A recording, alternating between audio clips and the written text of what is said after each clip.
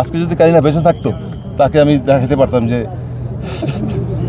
তুমি যেদিন থেকে দরবার শরীফে এখানে হবে একটা জানাজা আর একটা তার অনেক ফ্যান ফলোয়ার্স আছে ঢাকা বিশ্ববিদ্যালয়ে, মানে আমি মানে কয়েক হাজার ফোন পাইছি ঢাকা বিশ্ববিদ্যালয়ের ছাত্রছাত্রীরা, তার যে এত ফ্যান্স আমি কল্পনাই করতে পারিনি, তার যে এত ভিউজ হয় এত ফ্রেন্ডস হয়। আমি ভাবছি যে এটা তো অনেকেই ইয়ে করে ইউটিউব বানায় এগুলি বানায় সবারই তো ভিউজ হয়, কিন্তু ওকে যে এত মানে ছেলে মেয়েরা এত যে ভালোবাসতো ইয়াং জেনারেশন এটা আমি কল্পনা করতে পারিনি। এটা আল্লাহর আসলে রহমত। আজকে যদি কারিনা বেঁচে থাকতো তাকে আমি দেখাতে পারতাম যে তুমি যেদিন থেকে সে অসুস্থ হয়েছে হাজার হাজার পোস্ট আমি নিজেই কল্পনা করি নেই যে এত মানুষ তাকে সে ইয়ে করতেছে, তাকে উইশ করতেছে।